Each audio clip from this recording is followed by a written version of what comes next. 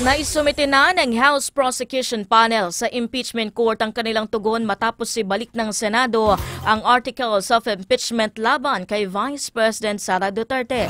Ayon sa Kamara, walang basihan ang naging hakbang ng Senado dahil malinaw na illegal ang naging proseso sa impeachment sa ilalim ng saligang batas. May report hinggil dyan si Ace Cruz.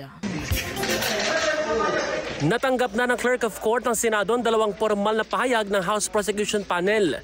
Sagot ito ng Kamara nang ibalik ng Senado ang impeachment case laban kay Vice President Sara Duterte. Matatanda ang inutusan ng impeachment court ng Kamara na i-certify na walang nilabag sa saligang batas sa pagproseso ng Kamara sa impeachment. Sa tugon ng Kamara, walang legal na basihan para i-remand o ibalik sa Kamara ang articles of impeachment dahil protektado ng 1987 Constitution ang legalidad nito.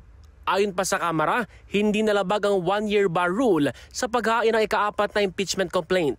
Pero may isa pang kondisyon ang impeachment court na hindi na isasakatuparan ng Kamara. Dalawa, yung patuloy ng kagustuhan na ipursige pa rin yung kaso mula sa 20th Congress. Matatanda ang pinag-utos ng Senado sa Kamara na ihayag ang intensyon nitong ipagpatuloy ang impeachment trial sa 20th Congress.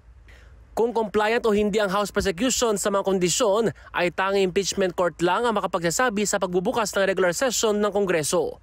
Hindi naman konforme si Escudero sa hirit ng House Prosecution spokesperson na itakda na ng korte ang petsa para sa pre-trial sa impeachment.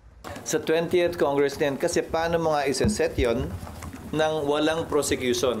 Ayon kay Escudero, magtatapos na sa June 30 ang authority ng kasalukuyang House Prosecution Panel at kailangan muling i-authorize ng 20th Congress ang mga mambabatas na uusig sa Vice Presidente sa impeachment trial.